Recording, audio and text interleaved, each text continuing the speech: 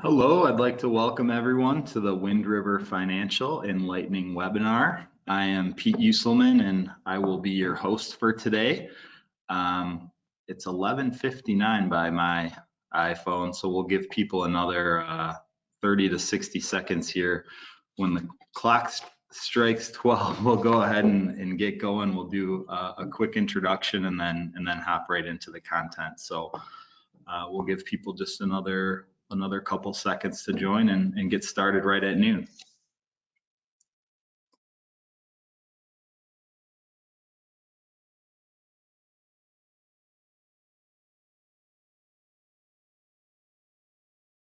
All right, well, it's noon by my watch, so again, officially wanted to welcome everyone to the enLightning webinar presented by Wind River Financial. Again, I'm Pete Uselman. I'll do a more formal introduction here in just a minute, but again, just wanted to say thank you for taking this time to join us. Just a couple quick comments. This enLightning webinar series is something that we do periodically and try to do monthly, really, to give people short bits of content and information. Keep it concise, 15 minutes. So please be sure to follow us on our blog at windriverfinancial.com, Facebook, LinkedIn, all the fun social media channels. Just a real couple of quick admin issues. You can use the chat dashboard arrow on your screen here within the webinar window. Feel free to type questions in the box. We'll get to those at the end. And then we'll also, at the conclusion, offer a quick survey in the spirit of getting better.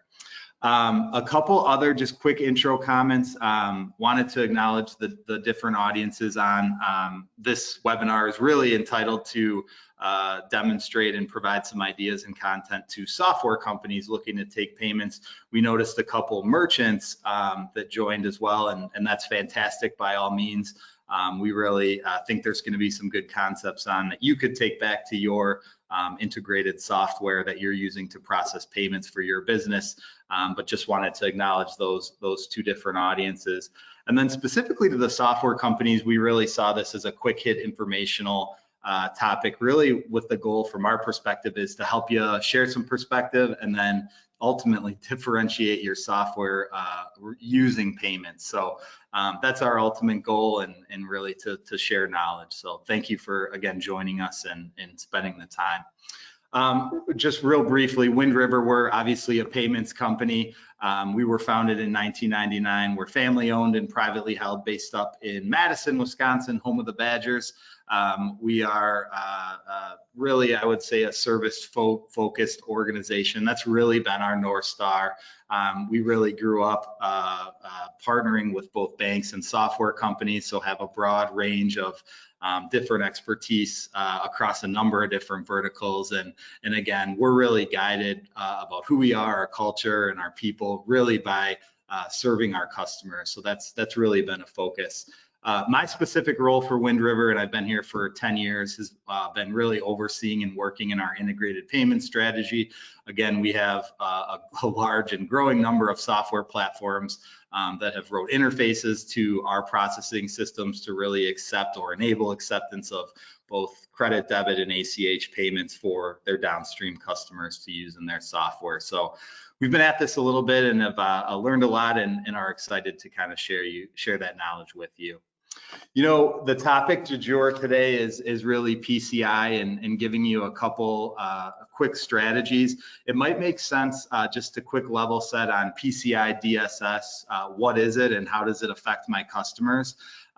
You know, real simply, PCI is a standard of practices, really put together by all the card brands, Visa, MasterCard, Discover, American Express, others that have really banded together in an effort to help really manage cost and the ongoing effort with a lot of the fraud that takes place out in the world in terms of people looking to steal and sell information. So really this set of standards really applies to a number of different folks, merchants, software providers, installers of those various payment applications. But today we'll really talk about you as a software provider, and then, you know, what is that downstream impact to your customers, aka merchants, that are ultimately accepting those payments. A couple of things really just to highlight. There's a couple standards that could really work for software providers or apply to them. One is PADSS, which stands for a Payment Application Data Security Standard. There's also a service provider certification that's provided by Visa that impacts anyone who has inserted themselves in that chain of funding payments. With Wind River, we've really taken the approach with all of our partners, really to help them remove or eliminate the scope from their software, meaning it's our standard really to leverage and help them implement technology that never actually touches PAN data, which stands for that primary account number, or that sensitive account number that people are really trying to utilize. Again, I would say by and large, software companies have done a fair job at implementing some of that technology. Downstream from there, I would say Wind River as a whole sees an opportunity really to help implement additional technology to make the merchant requirement, or you as a software provider's customer, to make their lives much easier and introduce technology really to reduce potential risk of loss of information, because ultimately the brunt of the responsibility and from a liability standpoint, from a fine standpoint, really lies on our mutual customer or those merchants accepting payments. A key idea here is that the scope will adjust depending on what type of technology that you implement. So we don't have time to cover what all the different scopes are, but we will talk about two key strategies today of what will really help tighten that up. And again, those requirements for your customers are really two main forms. One is really a quarterly network scan that really requires your merchant to monitor their network, remediate any vulnerabilities within that scan as produced, and then answer an annual questionnaire. It's not a questionnaire like you take in school where it's multiple choice. The answer to the question is always yes. However, it's the complexity, again, depending on that technology and what's in scope for definition or attestation to those various protocols do change and can get very, very complex if data is passed in the clear or you're not implementing technology to manage that for your customers. I'll throw up a quick diagram just to maybe start the discussion. And again, you'll see a couple key players up on here. There's really the software solution that's powering the payment using, at the top here in this blue box, some type of payment gateway or API that ultimately send out transactions to the payment networks. I'll also highlight from this workflow a couple of diagrams. One is really, I'll call it an unsecured card transaction, where that data is passed maybe more in the clear or isn't protected. And then you'll also notice a solid dark line, which represents an encrypted or secure or protected transaction. From our perspective, I think I'd also like to call out the boxes on the left. And another kind of key concept here is related to what's the payment channel or mechanism that a customer is accepting a payment. So is that payment online? Is it in person through some type of device? Or are they calling you over the phone to read you the card number, maybe more in like a CSR call, customer service rep, or support type of environment where they're reading that information to them over the phone or providing that to some other third party. So both of these methods that we'll get into, and we'll revisit this diagram in just a second, will help those major modes of accepting payments much, much easier. The two key strategies, one is really a hosted payment page. Hosted payment page is really a page that's hosted by us where transactions can be completed securely, candidly. And so there's really a workflow with our hosted payment page where you're able to call our service. We provide you a single-use payment token where that data is never exposed to your environment. A couple things about hosted payment page. Traditionally, there's always been in people's mind a trade-off between hosted payment pages being very secure. However, you give up a lot of user experience, workflow experience, and then, candidly branding or look and feel. From Wind River's perspective, we feel like we can have our cake and eat it too, where we now have a hosted payment page that allows you to retain that experience, branding, and control exactly how you want it. However, still from a PCI requirement, allows us to host the page for you and get you and your customer in the appropriate scope, as I was talking about when we were introducing PCI. So it's a very key idea, and from our perspective, one of our most utilized solutions to date. The second key strategy is really something called point-to-point encryption. P2PE really is actually physically encrypting, again, the data in transit over a network into a packet where somebody on the other side, the payment processor, would have the key to decrypt that information. I'll go back to that diagram in a second to really show you the impact of these two strategies. However, really it's a valid strategy that we see an okay job of being implemented on card present, but candidly on card not present, when merchants are keying in payments over the phone or taking a manual transaction. I would, candidly say that about 95% of software companies aren't leveraging some type of card not present point-to-point encryption. And again, what that really leads to from our perspective is a potential higher vulnerability to theft, and downstream from that, a more painful and impactful PCI DSS certification process for your customers by way of having to get into more deepness of the scans, having to remediate those scans, and then having a much, much longer questionnaire that they have to answer. By and large, I would just say, with most of our ISV implementations, we're able to get not only the ISV out of scope where they're not seeing or touching any of that data they'd be responsible for protecting. However, the merchants are really in that lowest category in terms of level of effort. We refer to it as turnkey compliance, where they're really able to get into a compliance status with the card brands with almost like 10 to 15 minutes in terms of some web portal activity.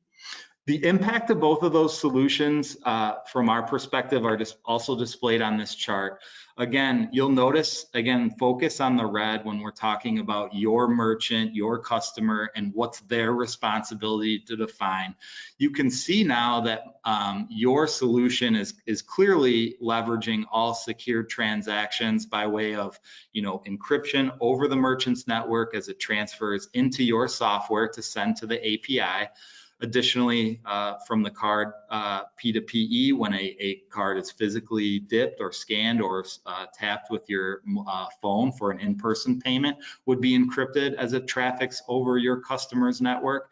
And then an online payment would really never ever touch your customer's environment. Most of us are software as a service providers hosting your software for your customers. And so again, in that scenario, that online payment would be minimalistically exposed in the customer's web browser and then secured as it enters our API. So we really are very excited about the strategies and the impacts that those have had for our customers. Maybe just a quick user story. We worked with an order management company that was really struggling to get up to date with PCI 3.0. They couldn't stay up to date with all the various software updates that had to take place in their platform. They candidly saw the PCI DSS standards as a little bit of a moving target for them that they just couldn't keep up with, felt like they were drinking water out of a hose. They wanted to get out of scope and make their customers' lives easier.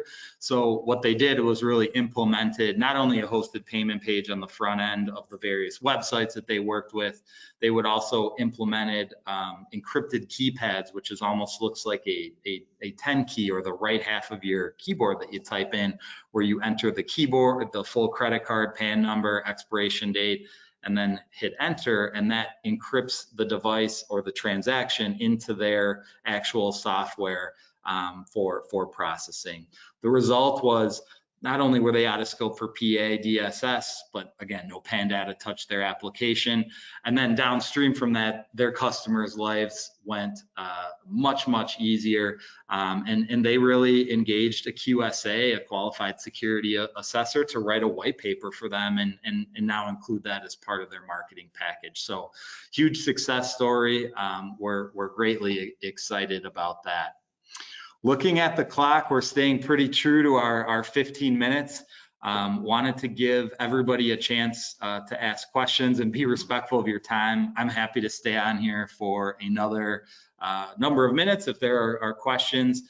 If not, my contact information is on the screen. Would welcome a call or a text. That number goes to my cell phone as well, so you're welcome to text if that's an easier mode of communication. But again, on behalf of Wind River, our entire marketing team, just wanted to say thank you for taking this 15 minutes to be with us, and we greatly appreciate your time. Hey, Pete, I just want to jump in and say I got a quick question. Yeah. It looks like there's another version of PCI coming out next year. Will these tips work for that version? They will. Yes, is the short answer. You know, really what the card brands are looking to do is, you know, the encryption as it traffics over that network. I mean, that's another level of certification that's come through that they offer called PCI P2PE, and there's actually a validated list that you can get on in terms of that penetration testing. And so, you know, to my knowledge, that update hasn't changed, but yeah, really good question, and we're happy to kind of explore different use cases there if that makes sense. Really good question though. Thank you. It looks like that's all the questions for now. Well, great. Well, thanks for that, Brenna, and thanks again for everyone taking their time, and enjoy the rest of your day, and happy holidays, Merry Christmas.